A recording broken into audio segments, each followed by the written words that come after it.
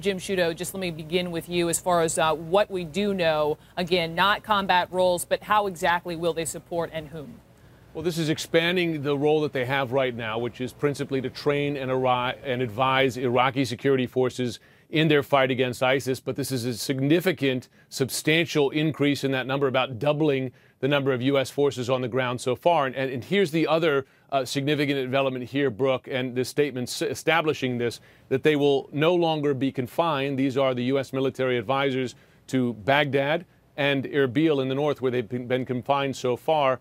We reported last week that plans were in development to deploy some of those U.S. military advisors to Anbar Province, for instance. Anbar, which is now controlled, 80% controlled about by ISIS, a key province close to Baghdad, just to the west of Baghdad, deploying U.S. military advisors out to assist Iraqi forces there. And the president opening the door here, not just there and elsewhere, outside again of Baghdad and Erbil. And that's significant because Baghdad, they've been confined to Baghdad and Erbil for a reason, because those are safe centers, pretty well protected in Baghdad by Iraqi security forces, pretty well protected in Erbil by Kurdish Peshmerga. So two big headlines here, that number virtually doubling the U.S. troops on the ground there. Again, not as combat troops, but as advisors.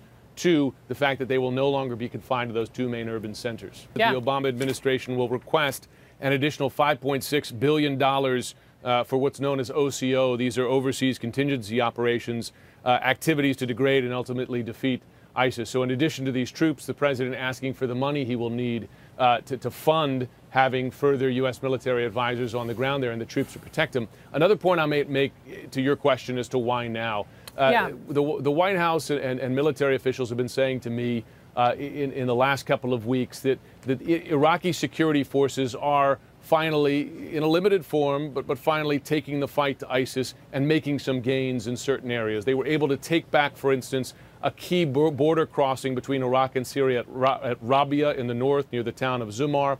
They were able to retake a town from ISIS just to the south and west of Baghdad.